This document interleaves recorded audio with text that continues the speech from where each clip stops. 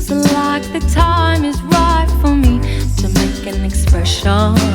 Oh, I love you, I need you, I don't want to leave you guessing. So, will you be my friend? Will you stand by me till the end? Hey, so I've been messing around with 100% rye sourdough bread. It's been really delicious. And I've got this rye starter here, named her Riley, and she has collected natural yeast from her environment, and that's what I'm using to ferment these breads. It's a 24 to 48 hour process. Today I'm interested in trying something a little bit sweeter. So I have a plan to try out a 100% rye sourdough cinnamon roll. I've never done it before. We'll see how it goes. Now, the difference between rye flour and wheat flour, the most important one for this experiment is to know that although rye flour has gluten, gluten is not the main component that's used to trap the carbon dioxide bubbles released in the fermentation process. Rye flour contains a polysaccharide compound called pentosan, and that is its own viscous elastic texture that's used to trap those very same gas bubbles and create that texture that we're looking for. So what I'm going to do first is make a sponge. The sponge is going to be a cup of starter here, a cup of rye flour, half a cup of water, and half a cup of maple syrup, and then some seasoning. A little bit of cinnamon, nutmeg, allspice, those nice warm cinnamon roll spices. The things I'm going to leave out of this sponge are the rest of the rye flour, probably 2 to 3 cups, and the salt. So let's get started.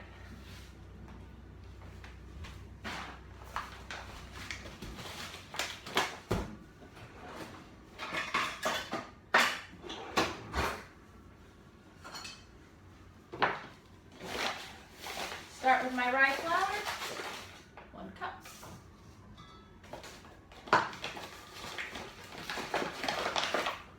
And then my starter, also 1 cup. It's got all those nice bubbles in it. After I use my starter, I always replenish it so it's nice and fed. It smells like fermentation, it smells like yeast. So to replenish the starter, I'm going to add a cup of rye flour and a cup of water. Just keep it that nice, soft, spongy texture. I'll do that now so I don't forget.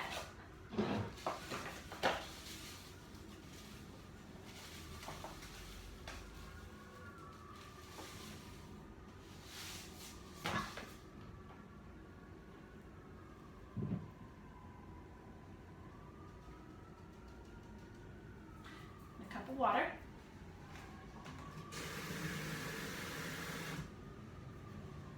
For something like this, where you're collecting natural yeast and you're letting bacteria grow, if you've got super chlorinated water, you might want to boil it first and let it come back down to room temperature. And I just like to use a chopstick. Stir it up.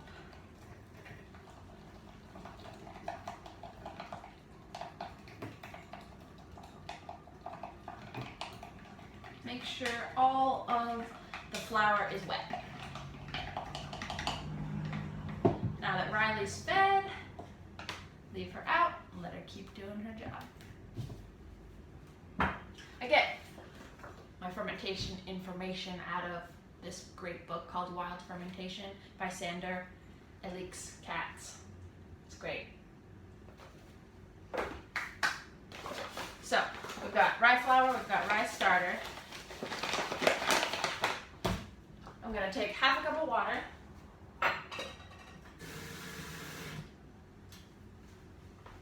and half a cup of maple syrup.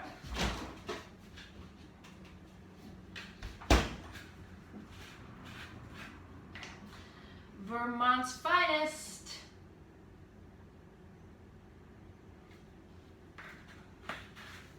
I'm going to add these to this mixture here. Make sure you get all that maple syrup out. Don't don't want to waste a single drop.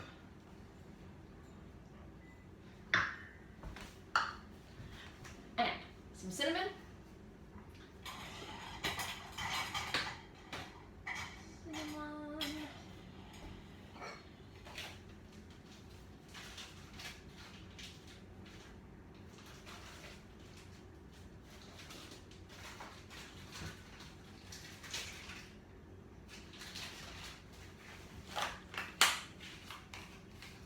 Cinnamon, allspice, and nutmeg. Just gonna shake a little bit in there, probably like a teaspoon. There we go.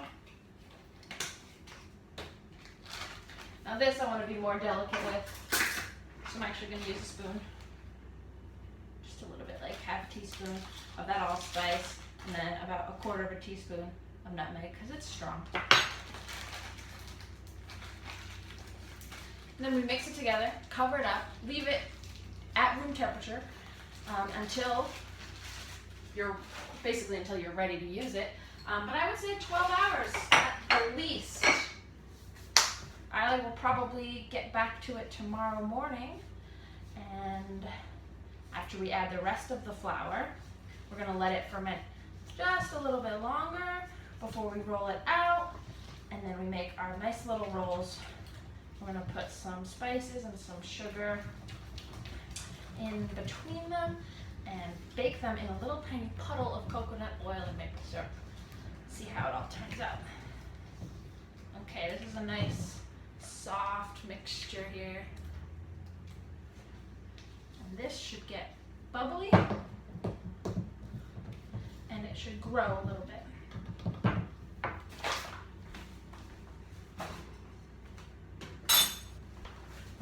See how it turns out. All right, we let our sponge sit for about 24 hours now, and it is bubbly and it's grown. Look.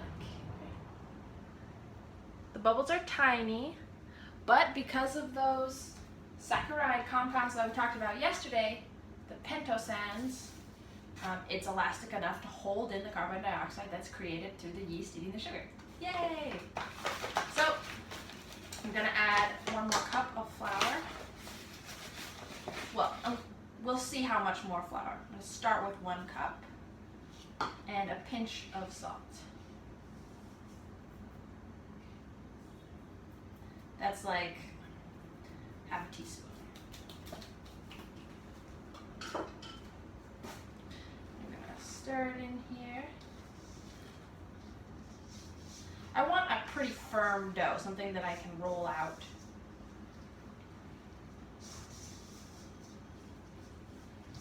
But I don't want this to be dry.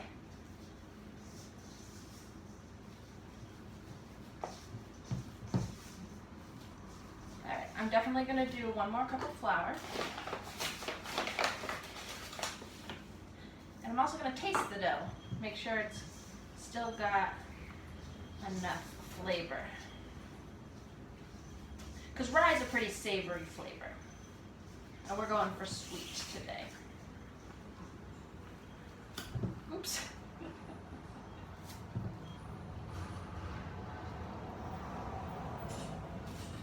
Mix it in with my hand.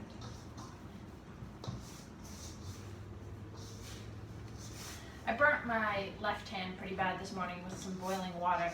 Usually I would be all about both hands in here. I think it's important to use both hands when cooking. But the top of my hand still hurts pretty bad. So this is looking good. Becoming a dough. Again, with those pentosan proteins, or saccharide compounds, which I guess is a kind of sugar protein. Anyway, this doesn't need to be kneaded. I'm just incorporating all the flour. It doesn't need to be kneaded to develop the gluten because it's got its own method for that.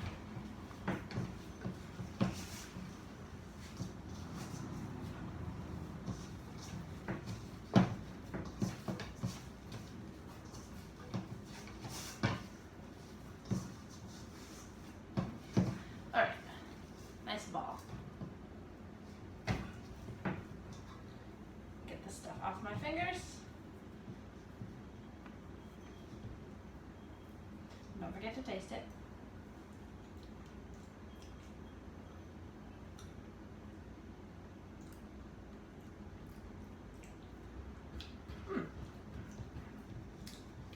Definitely rye, but it's got a hint of sweetness. I'm going to season them up as I roll them, you know, with the sugar and the cinnamon on the inside, so I think it'll be nice. And then we're going to cover it back up, and it's actually going to sit for about another hour. Just let a little bit more yeast development, a little bit more growth as we've introduced this new flour.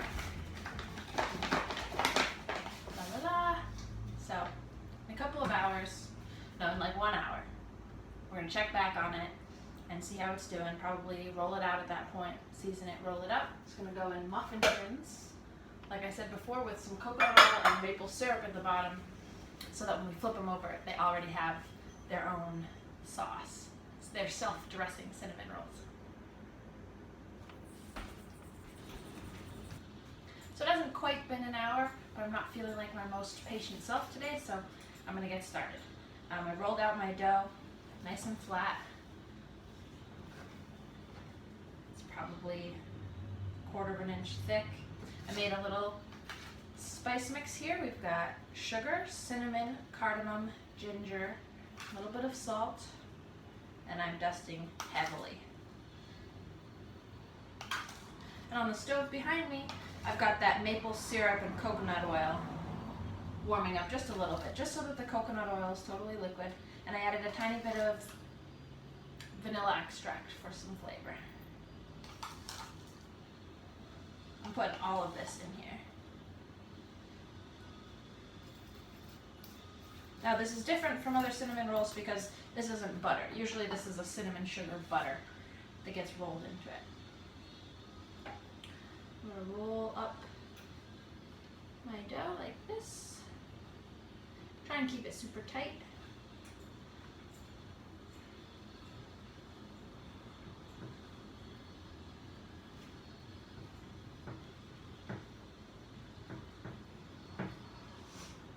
It's looking good.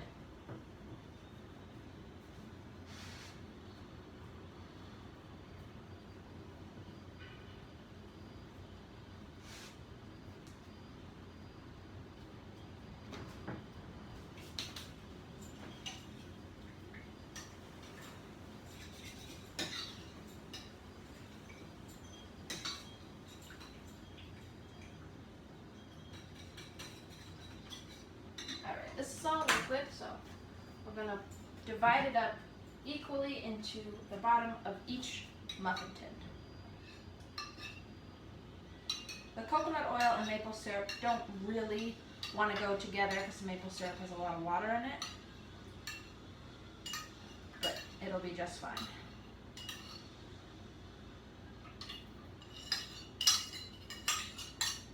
Didn't get it as even as I wanted, so I'm going to take a scoop from this one, put it in this one, scoop from this one, put it in this one, like that. Just make sure everybody's got the same amount of maple syrup and oil.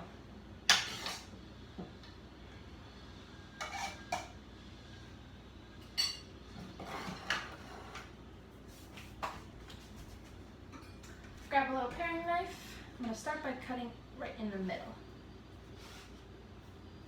So I'll get 3 out of each.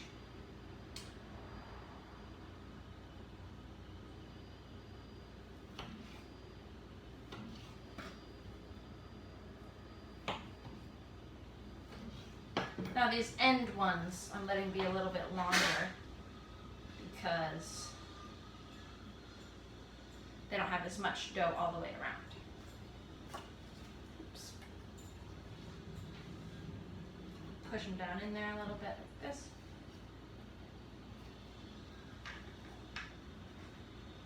Those are pretty. Well, these two aren't very pretty, but the rest of them are pretty. Okay, I'm gonna preheat the oven to 350 degrees and let these proof one last time on top of the oven while it warms up. It's a nice warm spot for it. And when I bake them, I'm thinking I'm going to start by covering them with foil for at least the first half hour, because rye takes a while to cook and it also is very dry. So all of those rye breads that I've been making have a really nice dark crusty crust, crunchy, and it helps keep the center really nice and moist. And I want these to be moist all the way around, maybe a little bit of crunch at the top, and so I'll take the tin foil off halfway through the baking. But first, proof. That should be like 20-25 minutes. Alright, looks like I don't have any tin foil, so these are just going to go in the oven uncovered. But what I'm going to do is turn them over. So one side has had 20 minutes to soak up some goodness. Now the other side will bake in the syrup. These will be like sticky buns. Self-saucing. I hope that works. If it doesn't, we'll make a little maple glaze. Ooh, now these end ones look really pretty because their spiral is up. Yum. Alright, gonna go in the oven. I'm not exactly sure how long these need to bake, but I always do a check after 30 minutes, depending on what I'm baking, 15 to 30 minutes, and use my nose as an alarm. So, gotta push my station forward a little bit in order to open the oven. Yep, and all my cast iron is in there, so I'll give it just a second.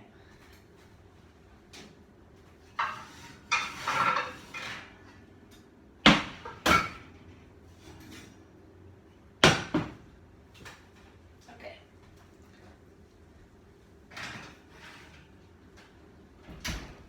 We'll do our first check after 30 minutes. Okay, I did a check after 30 minutes and they looked really, really good, but I put them in there for just 10 more and now they're ready. Pull them out. I wish you could smell the smells in here right now. Here we go.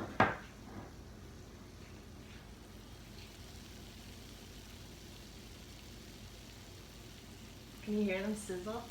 They absorbed most of the syrup.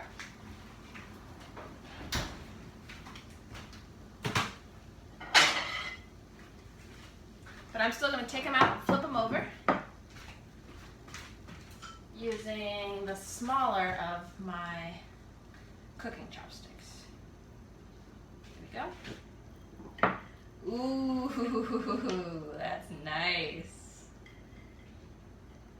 Oh yeah.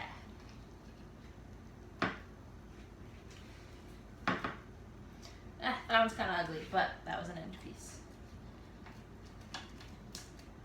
Come on. Come on.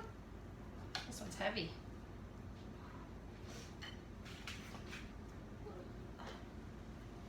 All right.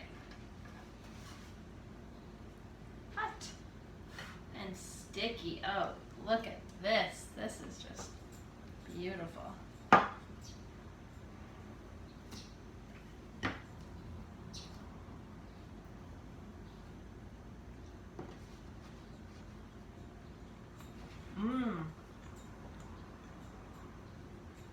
It's chewy. It's hearty. It's a whole grain.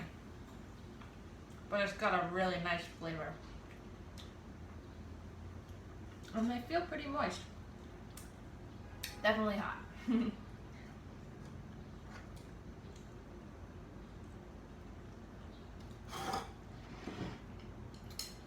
Take a look at these.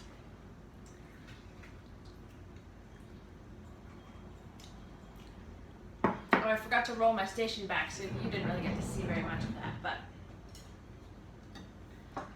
pulled them all out. These chopsticks, a little bit of syrup in the bottom. I think I'm gonna have some green tea and try a cinnamon roll. I'm really glad that these worked out. The little piece that I tried out of here lets me know well enough that these are delicious and that they worked. But I will be back in like 10 minutes to give you. Alright, I'm ready to taste it. Gonna unwind it a little bit, try and get some of that real good spicy stuff.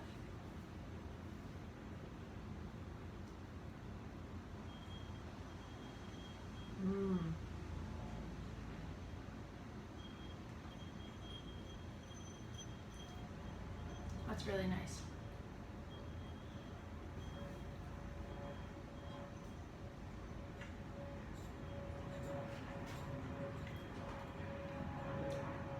Definitely never had a bun like this before.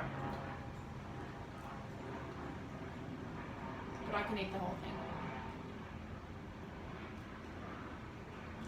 I love it when experiments work out like that. Because they don't always. What else can we do with rye flour?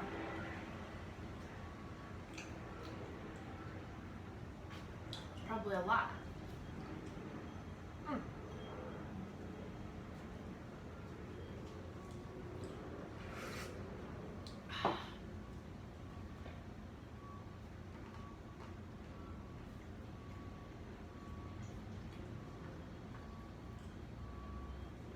Yeah, that was successful.